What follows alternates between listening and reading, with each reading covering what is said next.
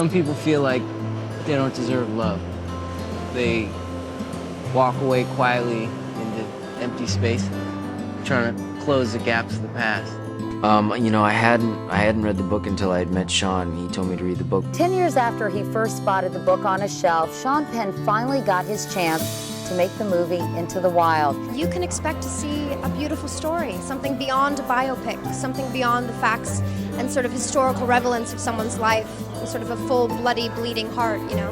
And so, I remember the feeling of that book. And I saw the picture of the bus on the cover of this book called Into the Wild, and there was something that drew me to it. And so I bought it, and I took it home. And I'd read it, had read it twice one night. In mid-September 1992, they called him the hiker. An unknown hiker had been found in the wilderness in Alaska. They thought he'd been there for months, and he died of starvation. And they found with his body this notebook, this journal that told of, I think the term was, an increasingly futile and desperate attempt to survive. And they found this SOS note and this, ultimately when he knew he was going to die, this goodbye note. And it just registered in my imagination. This may be the one writing project I've ever had, the one book or article that I actually enjoyed the writing. And I read it cover to cover twice. Immediately it became something I knew I wanted to do as a movie more than anything I'd ever come across before. And the next day I tried to get the option to make it as a movie. And then he told me about the book and the story, and I read it and was really moved, and just wanted to be a part of the film. Hello? The parents of Chris McCandless of the book were not ready to see a film made. 10 years went by. When I was just a kid, when I was about 8 years old, I saw the 2020 episode about Into the Wild and Chris McCandless, and it always stuck with me. Ow, ow, ow, ow! So 10 years later, I heard out of the blue from them, "Are you still interested in making the movie?" And I said yes. Very immediately, a contract was drawn up, and I wrote the first draft of the script without reading the book again after 10 years. Really respected Sean as an artist, and he's got so much passion inside of him, and you know, he The thought of Sean is a lot more intimidating than he actually is. When he wants to work with you, I mean, he's like the most open, gentle guy I've ever met. There was something I thought, very little doubt in my head that this guy on a day-by-day basis could play this part. Somewhere in the writing period, I saw The Woods of Dogtown. I saw Emile Hirsch in it, and the physicality of him grabbed me. The mischief in him grabbed me. The intelligence in his eyes, and also what appeared to be a guy of an age that could be capturing the moment he's transferring from boy to man, which was very important. And so that led to my rolling the dice that way. And I lucked out. It was a good bet. You wanna go? okay. You can wipe your hands off my shoes. Tried to just learn as much as I could about him, through the family. I got to meet with Walt and Billy McCandless, Chris's parents, and Corrine, Chris's sister.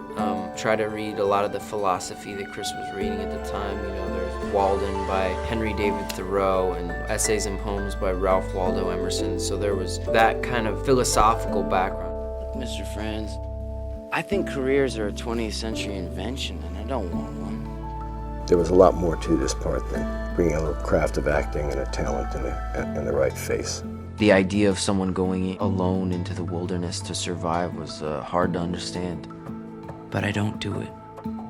I want to live. And his sister Corrine, who was tremendous, she really made me understand McCandless more than I ever thought I ever would after reading the book. And Corrine, for Chris, was like his best friend.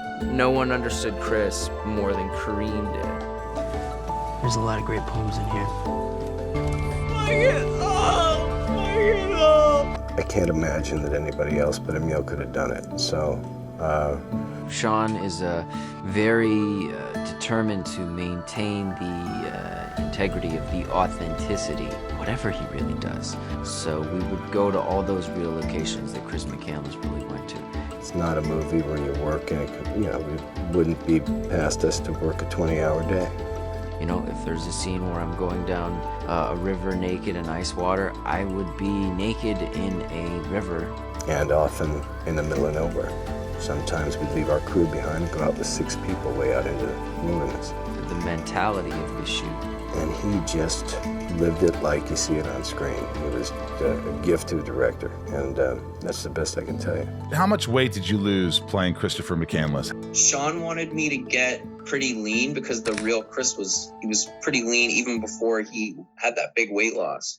So then I went down to like 115 pounds. We went to Alaska. Just kind of staying alive was pretty, you know, that was the main goal.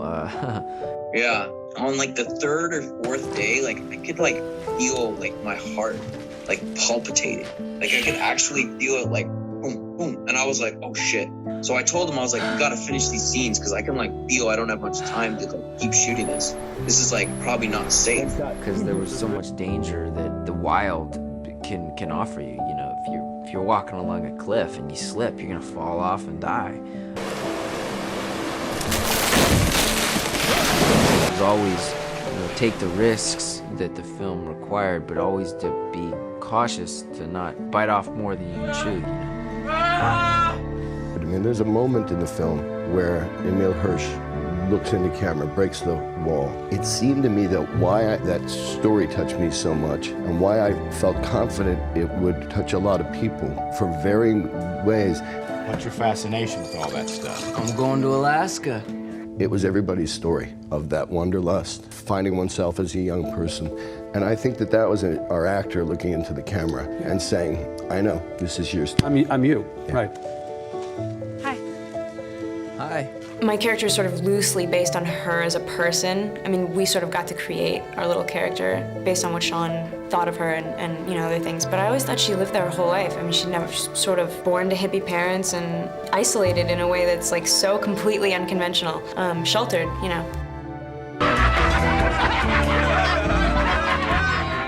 Wayne Westerberg was a man that he had met when he went to South Dakota, a very good-natured, smart guy.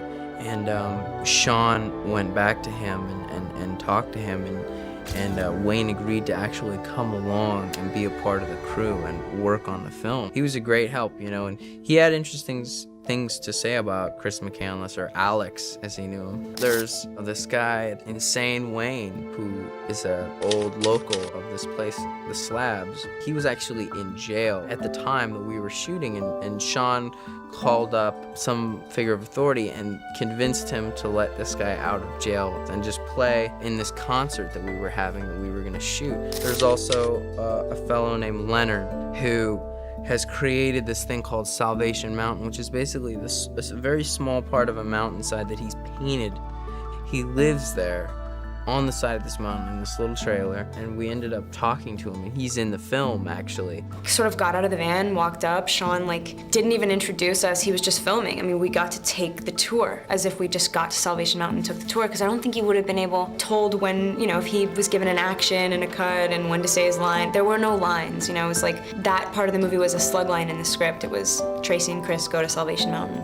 I had planned for songs to bridge areas of the story and in the pacing of the film and as it was laid out. If you feel something, do it, you know. And I did 3 days of work and sent it to him, and then I'd just woken up from a late night and working, and he had already put 2 pieces in the in the film, and he said that it had already elevated it, and he said if you could do 5 or 6 more, you could be the interior voice of the character. And we had a great crew, both in the cast and the crew.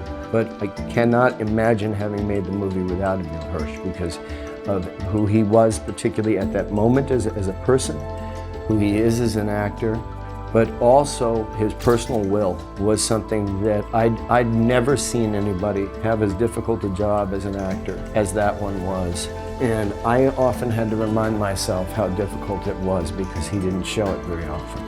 Hey camera, so we're here at the Magic Bus. Finally made it. It was like a 12-hour hike.